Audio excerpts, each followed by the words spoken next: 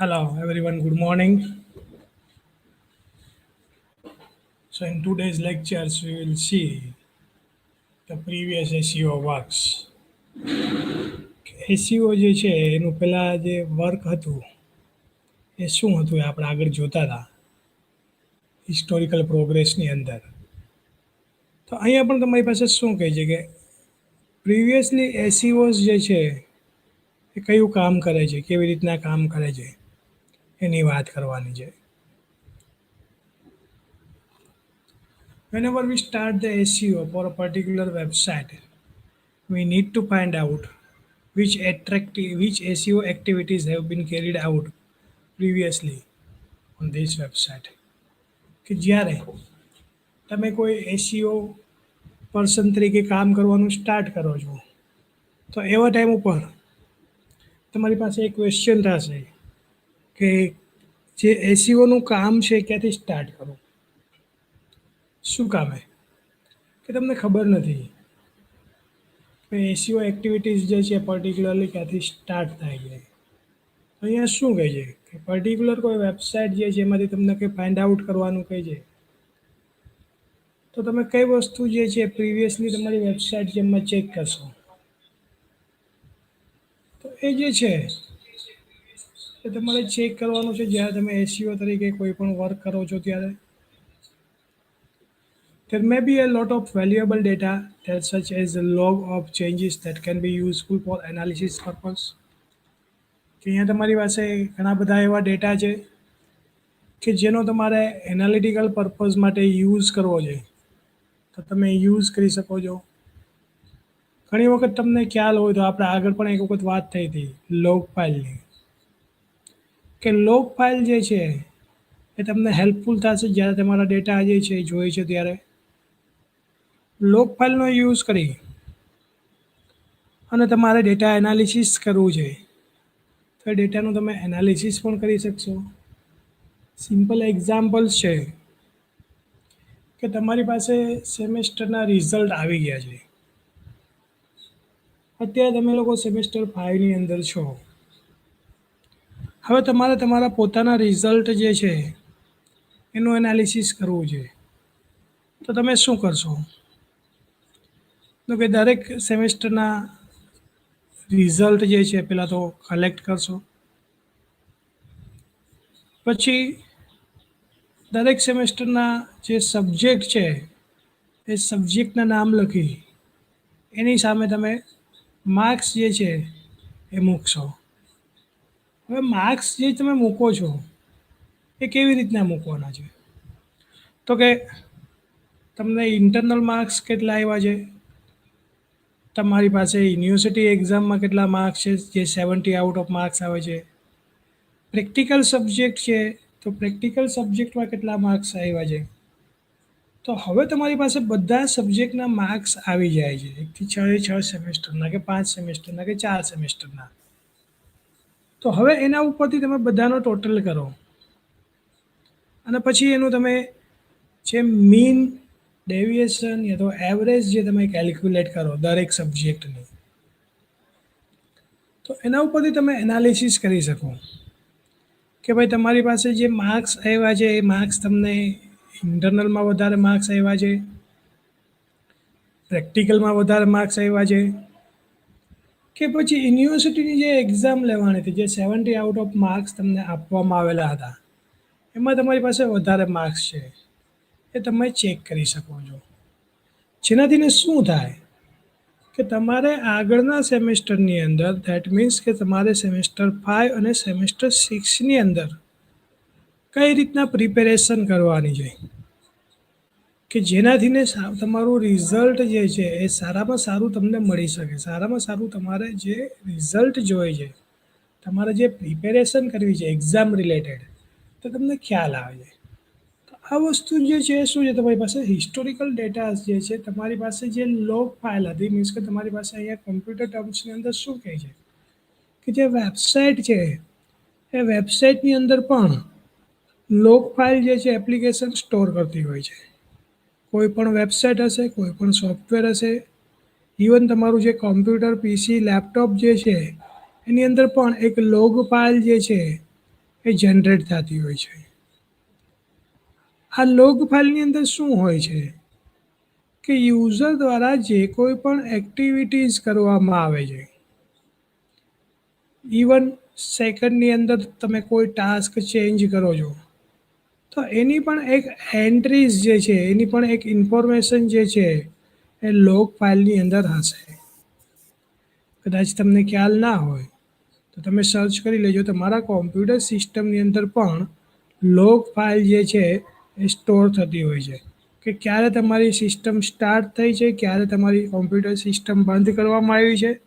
તો એનાથીને શું થશે કે જ્યારે કોઈ અનઓથોરાઇઝ યુઝર તમારી કોમ્પ્યુટર સિસ્ટમને એક્સેસ કરે છે અને એમણે કયા કયા ઓપરેશન પરફોર્મ કરેલા છે એ તમારે જોવા જાય, તો એ તમે એવી લોગ ફાઇલ જે છે એનો યુઝ કરી અને તમે ચેક કરી શકો છો.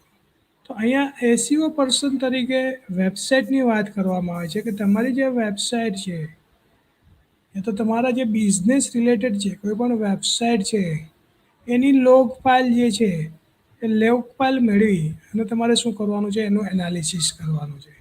એનું એનાલિસિસ કરશો એટલે તમને ખ્યાલ આવશે કે ભાઈ કઈ કઈ ઇન્ફોર્મેશન જે છે, જ્યાં ચેન્જીસ કર્યા હતા જે તમને યુઝફુલ છે, કઈ ઇન્ફોર્મેશન એવી છે કે જ્યાં ચેન્જીસ કર્યા હતા એ તમને યુઝફુલ નથી. If no such log exists, then we can use a webback mechanism tool to see whether the website has historical logs or not. કે જો કોઈ આવી લોગ ફાઇલ જે છે એ એક્ઝિસ્ટ નથી,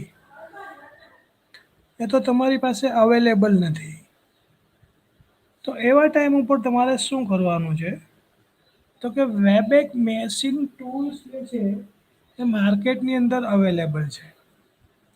હવે વેબેક મશીન ટૂલ્સ જે છે એનો યુઝ કરી અને તમારે ચેક કરવાનું છે કે એ વેબસાઇટ જે છે એના ઉપરની હિસ્ટોરિકલ લોગ ફાઇલ ત્યાં છે કે નથી.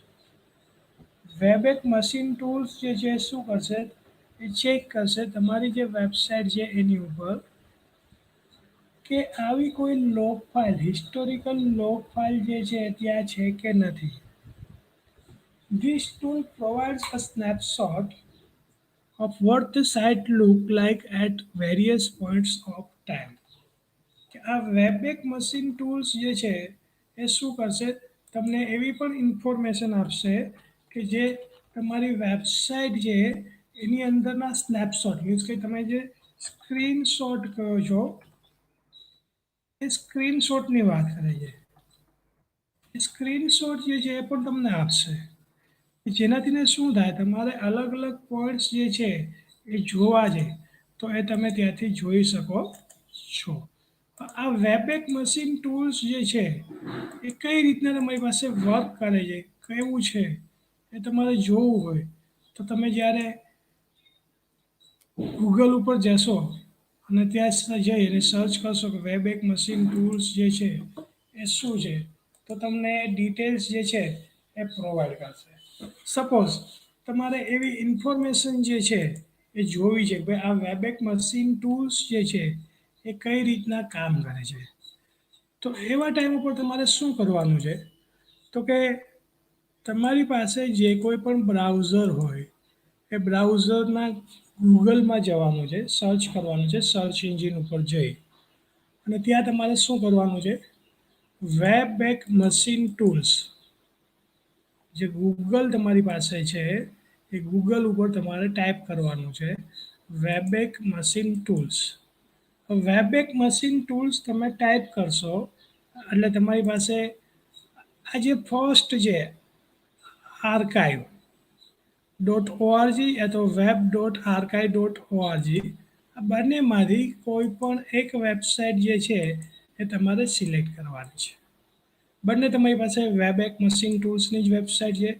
હવે હું અહીંયા શું કરું છું તો કે હું અહીંયા એક જે કોઈ પણ વેબસાઇટ છે એ તો જે કોઈ પણ યુઆરએલ છે એ યુઆરએલ કોપી કરું છું spcam.jetcook.org. જો અહીંયા તમે સિલેક્ટ કરો http://spcam.jetcook.org અને મેં અહીંયા શું કર્યું કે અહીંયા જુઓ તમને કીધું છે enter URL or word related to sites home page.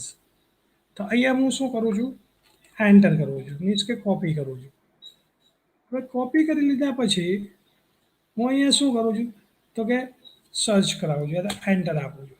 એટલે હવે એમણે શું કર્યું એની જે કંઈ પણ પ્રોસેસ હતી એ પ્રોસેસ કરી કોણે spcam jetpur.org.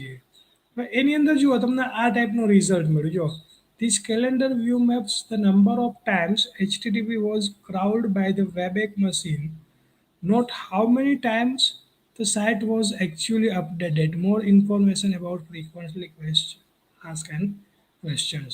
અહીંયા શું કહે છે કે spcam jetpur.org was crawled by webpack machine, not how many times the site was actually updated.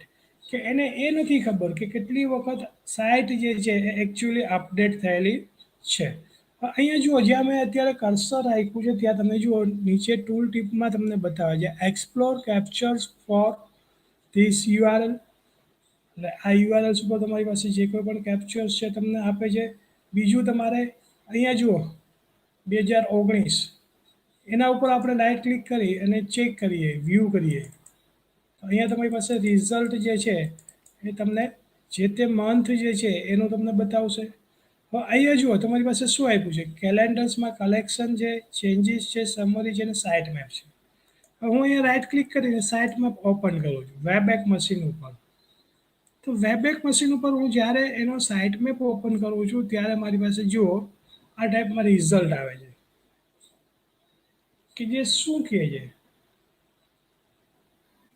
તો sitemap features group all the archives have for website by years that then builds a visual sitemap in the form of radial tree graph for each years. કે અહીંયા શું કહે છે કે radial તમારી પાસે જે અહીંયા જુઓ તમે ચેક કરો તો અહીંયા સાઇટમેપ spcam જેતપુર છે તમારી પાસે જુઓ અહીંયા અલગ અલગ પેજ જે છે એનો રેડિયસ ટાઈપમાં એમણે સાઇટમેપ બનાવ્યો છે. જુઓ રેડિયસ મીન્સ કે આખું તમે અહીંયા રાખશો તમારી પાસે એનું જે કોઈ પણ પેજ છે પેજ તમને બતાવશે. જો છે અહીંયા ઉપર પેજ ચેન્જ થાય છે હોસ્ટેલ આલ્બમ. તો આ શું થયું એનો આખો સાઇટ મેપ જે છે તમને બતાવે છે. જુઓ અહીંયા તમે આવશો એટલે તમને અલગ અલગ સાઇટ મેપ બતાવશે. એ જ રીતના તમે વચ્ચેનું જે રેડિયસ છે આ રેડિયસ ઉપર ક્લિક કરશો એટલે એ શું કરશે તમારી પાસે spcam જેતપુર જે છે એની વેબસાઇટ ઉપર લઈ જશે કે ભાઈ આ તમારી પાસે વેબસાઇટ છે અને આ અહીંયા તમારી પાસે એનું સાઇટ મેપ અવેલેબલ છે. જુઓ છે અહીંયા તમે ચેક કરી શકો છો. અહીંયા જુઓ તમારી પાસે આખો સાઇટ મેપ જે છે લેઆઉટ જે છે તમારી પાસે ચેન્જ થઈ ગયું. જુઓ અહીંયા છે હું અહીંયા ચેન્જ કરીશ એટલે વળી પાછી મારી પાસે 28 હતી એની જગ્યા ઉપર શું આવશે 29 આવશે. તમે ચેક કરો જુઓ અહીંયા તમારી પાસે આખી વેબસાઇટ આવી ગઈ. એ જ રીતના અહીંયા શું કહે છે સેકન્ડ આપણી પાસે જે વેબએક મશીન ટૂલ છે એમાં આપણે બ્રાઉઝ હિસ્ટ્રી કરીએ તો અહીંયા પણ તમને શું કરે છે તમને હિસ્ટ્રી જે છે આ જે બધી જે ડિટેલ્સ છે તમારી પાસે જે એનાલિટિકલ ગ્રાફ્સ તમને જે આપ્યા છે એ શું છે તમારી પાસે હિસ્ટ્રી છે. સમરી ઉપર ક્લિક કરશો એટલે તમને spcam જેતપુરની જે કોઈ પણ સમરીઝ છે તમને બતાવશે. જુઓ છે અહીંયા તમારી પાસે અહીંયા જુઓ તમારી પાસે માઇમ ટાઈપનો યુઝ કર્યો છે JavaScript pdf images jpg text css છે તમારી પાસે. જુઓ અહીંયા તમે ચેક કરશો તો તમારી પાસે કેટલા પર્સન્ટેજ html ટેક્સ્ટ છે તો કે 52.16%. અહીંયા ઇમેજ કેટલી છે તો કે 29.5%. મીન્સ કે આ spcam જેતપુર વેબસાઇટની વાત કરે છે કે એમાં આટલી ઇમેજનો યુઝ કર્યો છે.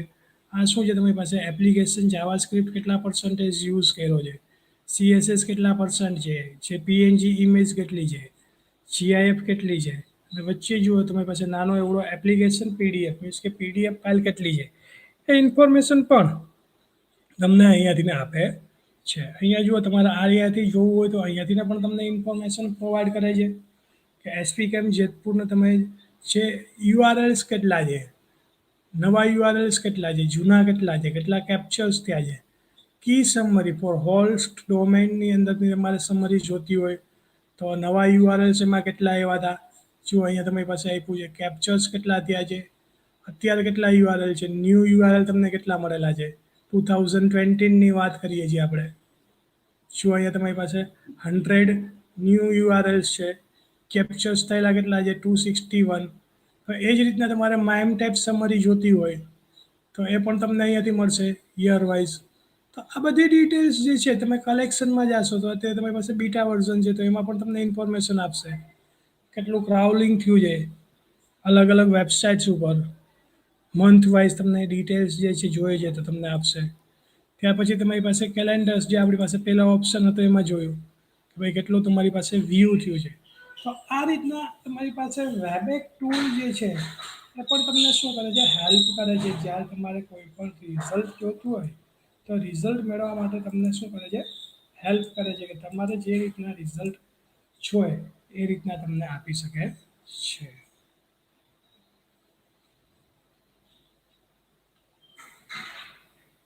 Even if a log was not maintained, then we need to spend some time in building a timeline of when any of type changes that affect the SEO took place.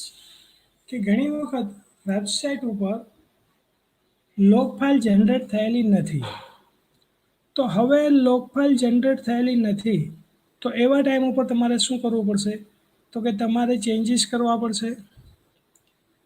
ઘણી વખત તમારે time પણ spend કરવો પડશે building કરવા માટે કે ભાઈ અત્યાર સુધી કઈ રીતના એનું એક્ઝિક્યુશન થતું હતું એ આપણે જોવું પડશે.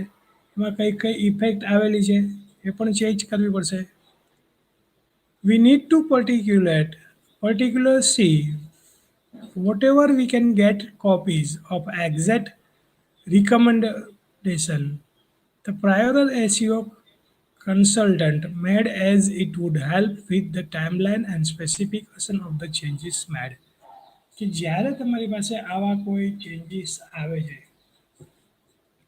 તો એવા ટાઈમ ઉપર એસીઓસ જે છે એને શું કરવું પડે છે, રિકમેન્ડ કરવી પડે છે એની જે કંઈ પણ કોપીઝ છે અને કોઈ કન્સલ્ટન્ટ હોય તો એનો પણ એને યુઝ કરવાનો છે અને એને કોઈ સ્પેસિફિક ટાઈમ ઉપર એમને ચેન્જીસ કરવા છે તો આ ચેન્જીસ જે છે એ પણ એ ત્યાંથી કરી શકે છે. Particular attention should be made to the type of link building activities that took place. કે તમારે કોઈ પર્ટિક્યુલર અટેન્શન જે છે એ પણ તમારે આપવાની જરૂર પડે તો તમારે ત્યાંથી આપવાનું છે જ્યારે આવી લિંક બિલ્ડિંગ એક્ટિવિટીઝ જે છે એ પરફોર્મ થતી હોય છે ત્યારે. Going through the history of link building can get a tons of information which can be used to determine the next steps. કે આવી હિસ્ટ્રી તમે જ્યારે બિલ્ડિંગ કરો છો ત્યારે એની અંદરના જે કોઈ પણ સ્ટેપ્સ છે એ પણ તમારે શું કરવા પડે છે, ચેક કરવા પડે છે કે જેનાથીને શું થાય કે તમારી જે લિંક બિલ્ડિંગ એક્ટિવિટીઝ જે છે એમાં તમારે જે રિઝલ્ટ જોઈએ તમારે ચેક કરવા જેમના અલગ અલગ સ્ટેપ્સ તો એ સ્ટેપ્સ જે છે એ પણ તમે ત્યાંથી ચેક કરી શકો છો. The search engine have a massive task of indexing the world online content well. કે સર્ચ એન્જિન છે એના માટે પણ એ મેસિવ ટાસ્ક છે કે જ્યારે ઇન્ડેક્સિંગ કરે છે વર્ડ ઉપર ઓનલાઈન ત્યારે એમાં જે રિઝલ્ટ પ્રોવાઈડ કરવાના છે પ્રોવાઈડ કરવા પડે છે. The search engine try hard to discover all the pages but they do not choose all of the pages in their indexes. કે કોઈ પણ સર્ચ એન્જિન હશે એ મેક્સિમમ ટ્રાય કરશે કે તમારા વેબસાઇટના બધા જ પેજીસ છે એ વેબસાઇટ ઉપર આવી જાય, પણ ઘણી વખત તમારા જે પેજીસ છે વેબસાઇટ ઉપરના એ વેબસાઇટ ઉપરના પેજીસ બધા સર્ચ એન્જિન છે એ આપી શકતું નથી. એટલા માટે શું કરવું પડે છે કે ભાઈ સર્ચ એન્જિન છે સારું વર્ક કરે છે પણ એમને જે રિઝલ્ટ આપવાનું થાય એ રિઝલ્ટ એ આપી શકતું નથી. There are a number of reasons for these pages not be indexed, such as the pages are inaccessible to the spider, they are being penalized, or they do not have enough links for merit the inclusions.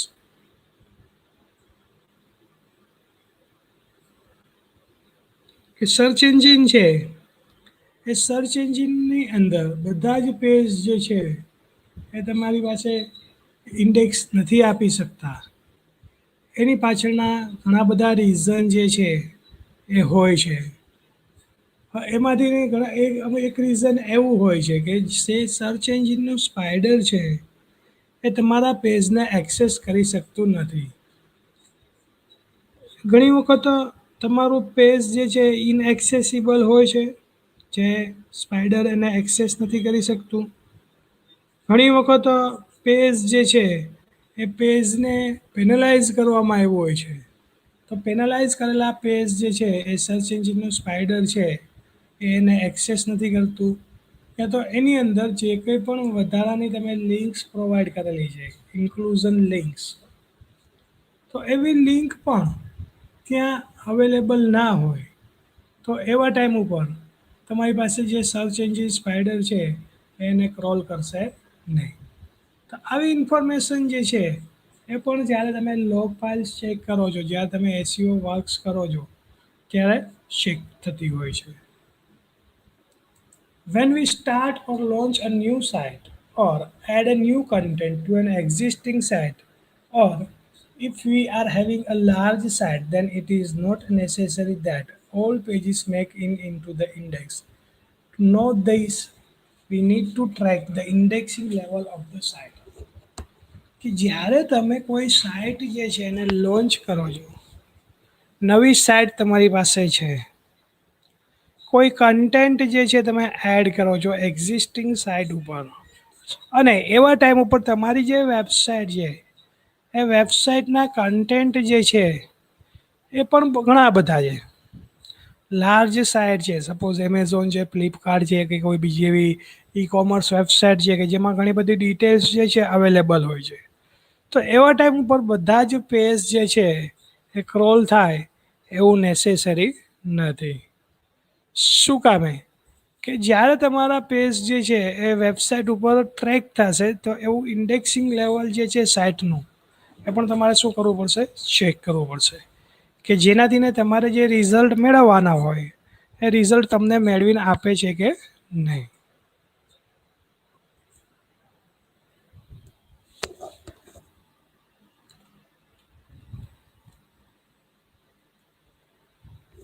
ત્યાર પછીનો તમારી પાસે next point છે bench marking the current ranking.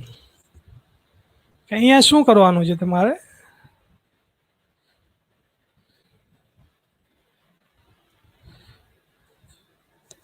કે current ranking જે છે, means કે અત્યારનું તમારી જે પોઝિશન છે રેન્કિંગની, એ રેન્કિંગની પોઝિશન જે છે તમારે ચેક કરવી છે. તો કેવી રીતના ચેક કરશો?